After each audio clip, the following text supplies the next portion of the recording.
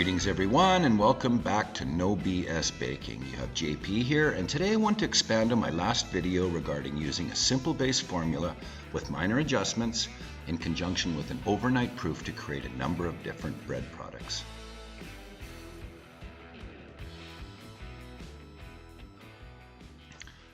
Now, I really like the overnight proofing. This method is my favorite because I don't really have to spend a full half day baking.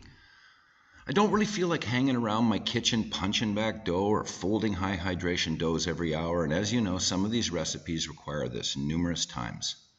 And finally, the doughs are cool after fermentation and fresher feeling, making them much easier to shape and work with.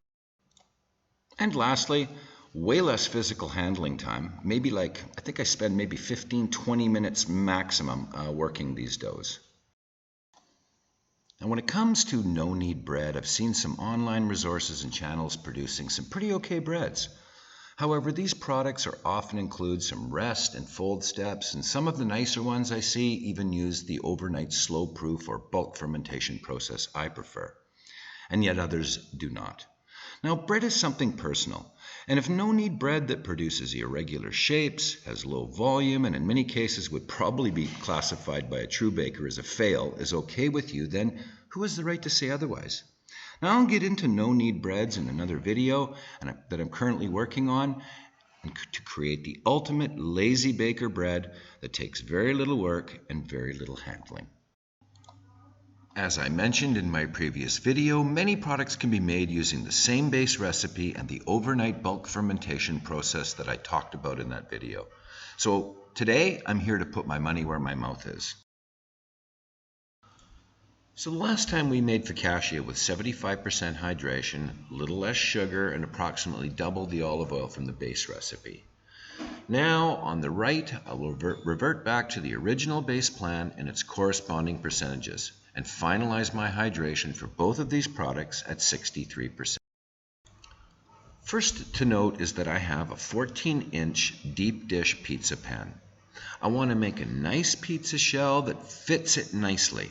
I do not want it too thick, nor do I want a super thin crust, as I like to put lots of toppings on my pizza. Now, I looked online, and a pizza guru's website says that 250 grams of dough is recommended for a 10-inch pizza. My pan is 14 inches, so I did the math using ratio and proportion. So if a 10-inch pizza needs 250 grams of dough, then how much dough do I need for a 14-inch pizza? So I take 14, I multiply that by 250, I divide that by 10, that equals 350 grams, and that will be my new start point. Now for the bread pan, I found this one. And I filled it with water, and it came out to exactly 1,200 grams for the pan capacity. Now, from my experience in the bread industry, we always use standardized dough weights to deliver common finished weights that are easily and quickly recognized by the average shopper, as I've listed here. Now, every country is different, and your standard bread weights may vary from these. However, I like to always keep these in mind when I'm looking at dough weight to pan capacity, because it tells me a lot about the type of finished product I can expect. As an example, a heavier, denser bread or a lighter, more fluffy crumb. Further, I like nice uniform breads that are not too big for the pan and definitely not on the small side. Now, I want to stop here for a minute to talk a little bit about pan considerations. Now, if you look, the pan on the left is a commercial bread pan and has approximately the same length and width of the pan I will be using. The major difference, as you can see, is the height. My pan is a minimum of 1.5 inches shorter. Now, don't get me wrong, my guidelines of 40 to 50% work in this pan. Also, however, if you put too much dough into this pan and proof it to optimum height for uniform, beautiful loaf, at the end of the day, it'll be maybe more dense than you may have wanted and heavier after baking than you like. For those of you who really don't care what finished weight you get, then I maintain start at 45%, then reduce your weight, but proof to just above the pan as you normally would, to adjust the lightness and softness of your crumb to your liking.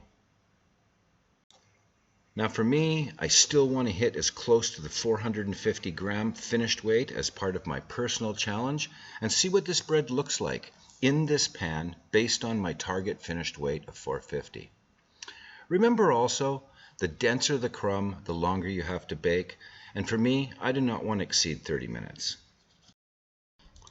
To demonstrate this, I will go for a scaling weight of 520 grams to compensate for the short pan height.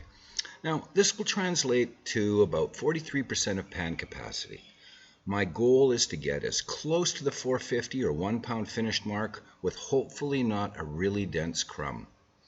My bake time at 25 minutes should give me about 10 to a maximum of 15% bake loss, so my fingers are crossed.